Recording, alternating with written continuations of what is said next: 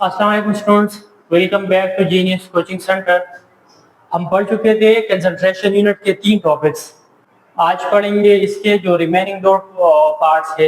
एक है mole fraction और अगला है आप लोग का आखिरी पार्ट पर मिलियन, पार्ट पर बिलियन और पार्ट पर ट्रिलियन। सही है, ये दोनों सीखते हैं, इम्पोर्टेंट है।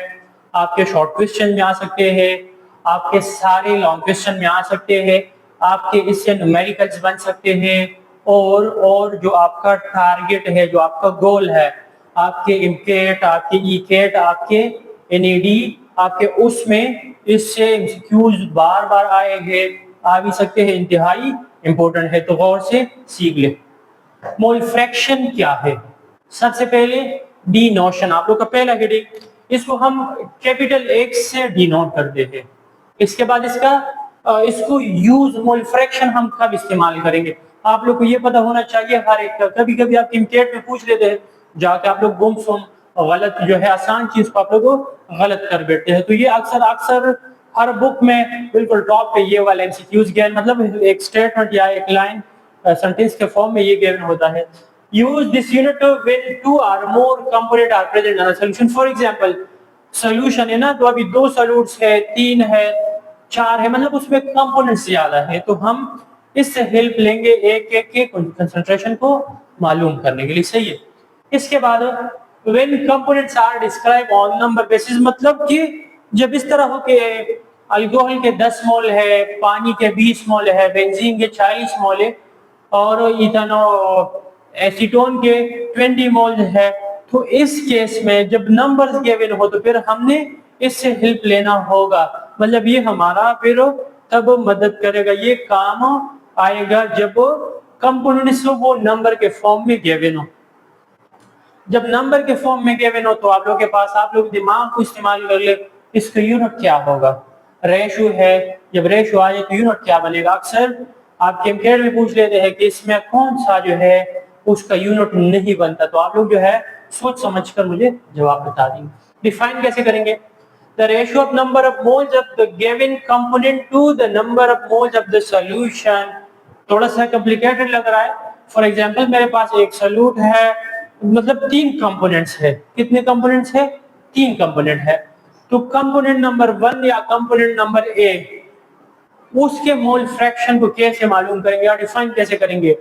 तो वही जो कंपोनेंट ए है उसका कंसंट्रेशन या उसके नंबर ऑफ मोल्स जो डिवाइडेड बाय आपने सॉल्यूशन में कितने कंपोनेंट्स लिए हैं, 2 है, 3 है, 4 है, सबके मोल, जिस तरह मैंने बता दिया स्टार्टिंग में, इसको पहले देख लिया आप लोग को खुद समझ में आ जाएगा।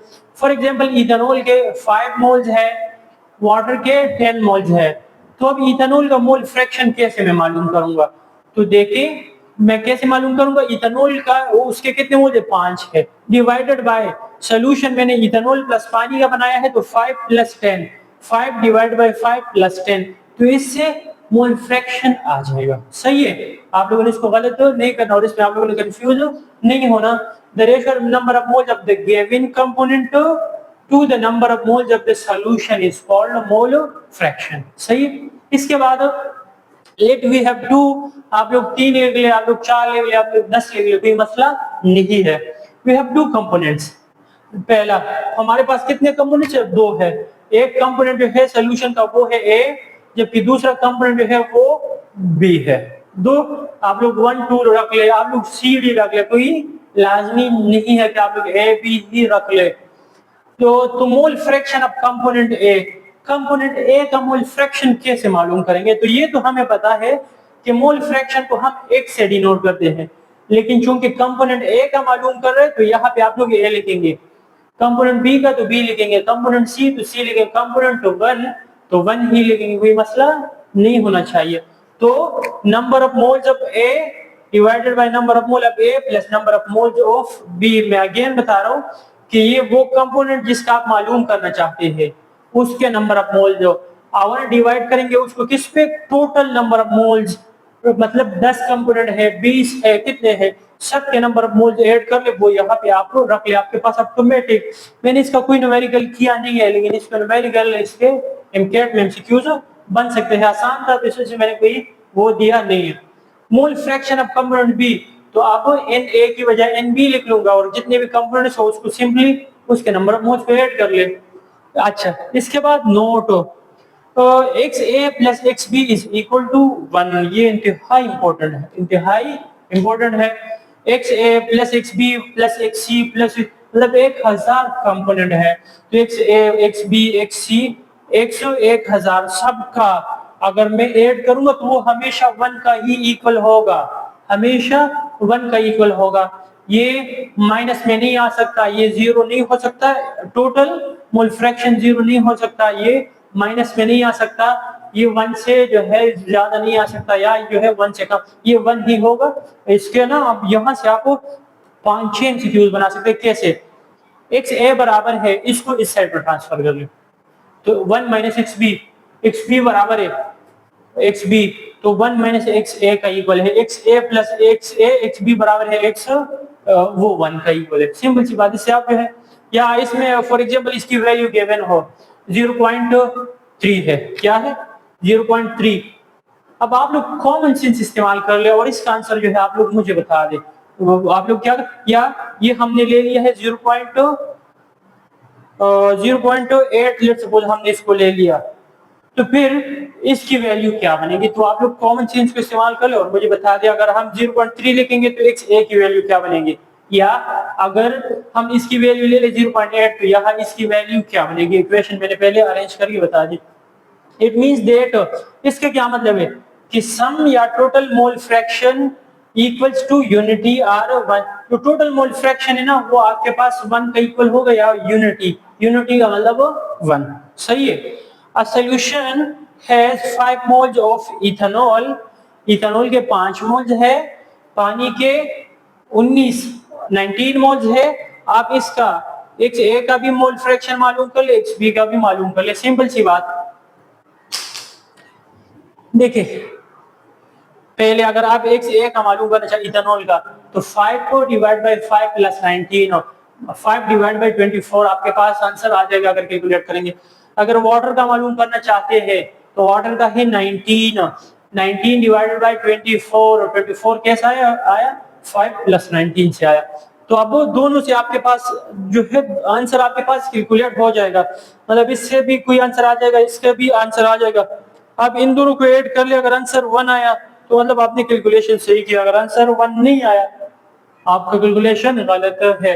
या आपने एक को कैलकुलेट कर लिया तो दूसरे को कैसे करेंगे, ये वाली इक्वेशन इस्तेमाल कर ले। कभी कभी आ जाते तो सिंपलिसिटी जो है आप लोग फॉलो करेंगे, सिंपल वे में इसको सॉल्व करेंगे। अगला है पार्ट पर मिलियन, पार्ट पर बिलियन और पार्ट पर ट्रिलियन, पीपीएम, पीपीपी और पीपीटी इस्तेमाल कहाँ पे करते हैं? तो एनालिटिकल और बायोकेमिस्ट्री, एनालिटिकल केमिस्ट्री और बायोकेमिस्ट्री में हम ये वाला यूनिट जो है अक्सर जो है इस्तेमाल करते हैं। कौन कौन से में? एनालिटिकल में और किसमें? बायोकेमिस्ट्री में। Use in solute is much less, ये वाली यूनिट्स हम तब इस्तेमाल करेंगे अगर सॉल्यूट की क्वांटिटी बहुत कम हो, सॉल्यूट की क्वांटिटी सॉलिड के कंपैरिजन में बहुत कम हो, तो तब जो है हम इसको इस्तेमाल करेंगे। ठीक है, एमसीक्यूज आपको मैं बता रहा हूँ। अगर कि which of the following is used to measure the concentration of, या to find the concentration of impurity in air और हवा में इम्प्योरिटी को मालूम करने के लिए कौन सा यूनिट इस्तेमाल करेंगे? तो ऑप्शन में ये वाले होंगे, आपने इनमें से टेक करना होगा। और या सी, समंदर के पानी में जो सॉल्ट्स है उसका कंसंट्रेशन या कोई इम्प्योरिटी है तो भी हम यही यूनिट इस्तेमाल करते हैं। सही है। इसके बाद डिफाइन कैसे करेंगे, मैंने सिर्फ इसका डिफिनेशन लिख के दिया है, बाकी सब का आप लोग इससे ही डिराइव करेंगे, कोई मुश्किल नहीं है। मैथमेटिकल फॉर्म और सारे यही से आपके कैलकुलेट हो जाएंगे। It is the amount of solute dissolved in per million part, कितने में? सॉल्यूशन के 1 मिलियन पार्ट में। अमाउंट ऑफ सॉल्यूट को ppm कहते हैं, सिंपल सी बात। द नंबर ऑफ, या it is the amount of solute dissolve. अच्छा, ये अमाउंट मैंने नीचे लिखा भी है, ये आपको मतलब वॉल्यूम के यूनिट मतलब डीएम क्यूब में भी दे सकते हैं, सेंटीमीटर क्यूब या एमएल में भी दे सकते हैं। और आपका जो ये है ना, ये सॉल्यूशन, ये भी आपका किस में हो सकता है? ये मास में भी हो सकता है और वॉल्यूम में भी, दोनों सोल्यूशन भी और सॉल्यूट दोनों जो है मास भी गिवन हो सकता है और इसका वॉल्यूम भी गिवन हो सकता है। The amount of solute to dissolve per million part of the solution is called ppm। और अगर इस तरह हो जाए कि the amount of solute dissolved per billion, million की बजाय अगर क्या जाए बिलियन, तो फिर कौन सा होगा, फिर आपका ये वाला होगा। और अगर ये आ जाए यहाँ पे trillion part of the solution, तो फिर आपका पीपीटी होगा। तो कंफ्यूज नहीं होंगे, सिंपल। तो मैंने इसमें सिर्फ एक का ही लिख दिया था, सिर्फ एक लफ्ज चेंज करने से डेफिनेशन मुकम्मल चेंज हो जाती। तो सॉल्यूट आपका मास भी उसके गिवन हो सकते हैं, वॉल्यूम में भी दे सकते हैं सॉल्यूट, और सॉल्यूशन भी सेम के मास भी उसका दे सकते हैं, उसका वॉल्यूम भी दे सकते हैं। और फॉर्मूला, इसका फॉर्मूला क्या है, तो पीपीएम को हम कैसे मालूम करेंगे, amount of the solute divided by amount of solution. सही है, तो ये मास में भी हो सकता है, ये वॉल्यूम में भी हो सकता है, ये भी मास में और ये डीएम क्यूब में भी हो सकते हैं। मल्टीप्लाई बाय 10 पावर 6, 10 पावर 6 आया तो पार्ट पर मिलियन है, 10 पावर 9 आया तो पार्ट पर बिलियन पीपीपी है, 10 पावर 12 आया तो पीपीटी पार्ट पर ट्रिलियन है। सही है, कोई कंफ्यूजन नहीं होना चाहिए। कंसंट्रेशन, अच्छा एग्जाम्पल मैंने दिया है फेडरल बुक का है, आप लोग जो है अपने मुख्तलिफ जो है खुद से वैल्यूज ले ले और आप क्या कर ले, इससे सॉल्व कर ले। तो ओजोन ना, ओजोन वो कितना है, उसका कंसंट्रेशन है 0.5 पार्ट पर बिलियन हवा में है। कैलकुलेट ओजोन का कंसंट्रेशन कितना है, उसका अमाउंट है 0.5 पार्ट पर बिलियन। आपने क्या करना है, मतलब कि ये ऑलरेडी पहले से ये गिवन है। कैलकुलेट एट मास पर केजी, आपने इसका मास मालूम कर रहे हैं लेकिन केजी में आपने इसको करना है मालूम। अब वो तो आसान होंगे कि ये भी गिवन, ये भी गिवन, और आप जो है इसको कर ले, वो तो आसान होते। अब मैंने ये भी दिया है और ये भी, हमने क्या करना है, इसको मालूम करना है। सही है, तो इसकी वैल्यू क्या है, पार्ट पर मिलियन, पार्ट पर मिलियन, पार्ट पर बिलियन, उसकी वैल्यू क्या है, ये तो पीपीएम के लिए फॉर्मूला है। पीपीपी के लिए क्या हो जाएगा, यहाँ आपको 10 पावर 6 की बजाय 9 लगा देंगे। तो पार्ट पर बिलियन बराबर है mass of the ozone divided by mass of the air multiply by 10 power 9, याद होना चाहिए। अब पीपीवी की भी वैल्यू गिवन है, एयर का मास भी गिवन है कि कितने, केजी, तो केजी किलो, किलो बराबर है, किलो बराबर है 1000 का। सही है, तो 1000 ग्राम और mass of ozone multiply by 10 power 9।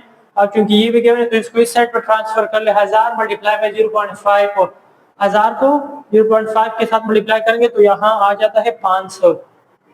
500 आपके पास आंसर, जब इन दोनों को मैं मल्टीप्लाई करूंगा तो ये आ जाएगा। फिर अगले 500 बराबर हो गया mass of the ozone multiply by, मतलब ऊपर वाला पोर्शन में छोड़ लिया, इसको मैंने साइड में ट्रांसफर कर लिया। इसके बाद मैंने क्या करना है, इसको भी मैं ऐसे कर लूंगा कि 10 पावर माइनस 10 पावर 9 है, यहाँ पे क्या है 500 है। तो अगर आप लोग स्टेप बाय स्टेप करेंगे तो क्या हो जाएगा, देखिए आपका जो ये है 10 पावर 9 यू, मास बराबर हो जाएगा किसका, 500 डिवाइडेड बाय 10 पावर 9 आपके पास आ जाएगा। फिर ये 500 बराबर है 5 इंटू 10 रेशो पावर 2 का इक्वल है, divided by 1 into 10 ratio power 9। इसको मैं ऊपर ट्रांसफर कर लूंगा, सिंपल सी बात, तो आ जाएगा 5 अपनी जगह पे इंटू 10 रेशो पावर 2 और मल्टीप्लाई बाय 10 रेशो पावर, यहाँ पे प्लस 9 था, ऊपर ट्रांसफर करेंगे तो माइनस 9 हो जाएगा। 5 10 रेशो पावर प्लस 2 माइनस 7, दोनों को वो कर ले तो आपके पास आंसर आ जाएगा -7। ये आप लोग के पास आ जाएगा। अब क्योंकि मास है तो मास का आप लोग यूनिट कोड कर ले, मैंने एक दिया है, आप लोग जो है हर एक का आप लोग कम से कम जो है 10-10 कर ले, ताकि कोई मसला फिर आप लोग को टेस्ट में ना हो, कोई कैलकुलेशन वगैरह अगर आप लोग का प्रैक्टिस हो तो आप लोग कॉमन सेंस से ही जवाब दे पाएंगे। मुश्किल हुआ तो लाजमी पूछ ले। अल्लाह हाफिज।